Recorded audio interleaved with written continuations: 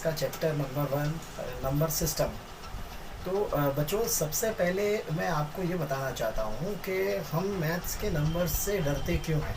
ठीक है, क्योंकि मैथ्स ऐसा विषय है, ऐसा सब्जेक्ट है जिसमें अगर उसके साथ दोस्ती या फ्रेंडशिप की जाए तो उन्हीं से समझ में आता है, वनस्पत उसे लॉजिकल माइंड से समझा जाए। तो आज हम खेल खेल में और फ्रेंडली एटमॉस्फेयर के अंदर शुरू करते हैं आज का अपना पहला session. Chapter 1 number system. Number system बना है दो वर्ड्स नंबर और सिस्टम से। तो आइए जानते हैं नंबर्स कितने टाइप्स के होते हैं।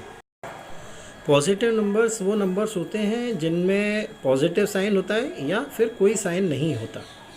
नेगेटिव नंबर्स वो नंबर्स होते हैं जिनमें माइनस का साइन नंबर्स के पहले लगता है। ट्विन नंबर्स नंबरों का ऐसा पेयर होता है जिनके बीच सिर्फ वन कॉमन नंबर होता है। प्राइम नंबर्स ऐसे नंबर्स होते हैं जो वन से और खुद से ही डिविजिबल होते हैं। वही कंपोजिट नंबर्स के दो से ज़्यादा फैक्टर होते हैं, अर्थात कि वो दो से ज़्यादा नंबरों से डिविजिबल होता है।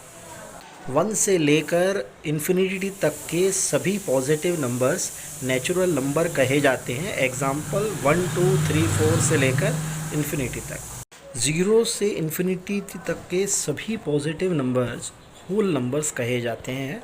एग्जाम्पल 0, 1, 2 से लेकर इन्फिनिटी। अब हम बात करते हैं इंटीजर्स की। तो सभी पॉजिटिव और negative number with zero integers कहे जाते हैं। For example -3, -2, -1, 0, 1, 2, 3 etcetera. अब हम बात करेंगे फ्रैक्शनल नंबर्स की। तो फ्रैक्शनल नंबर्स वो नंबर्स होते हैं जो अपॉन की फॉर्म में लिखे जाते हैं।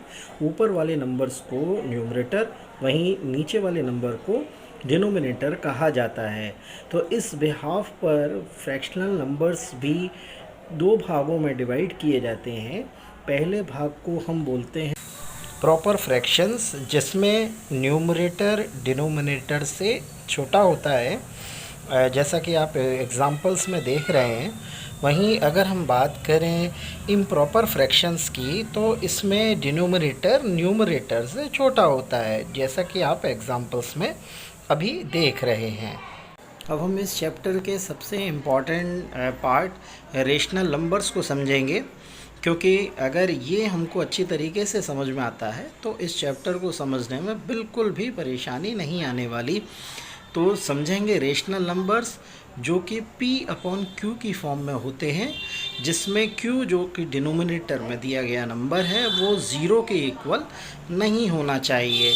जैसा कि आप एग्जाम्पल में देख रहे हैं कि अगर वो नंबर ज़ीरो के इक्वल होता है तो फिर उसकी वैल्यू इन्फिनिटी हो जाएगी, जो इसका कोई मीन नहीं होगा।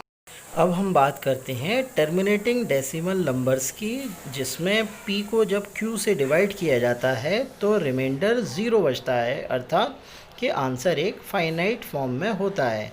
फॉर एग्ज़ाम्पल जब 1 को 2 से डिवाइड किया जाता है तो आंसर 0.5 आता है और रिमाइंडर ज़ीरो बचता है।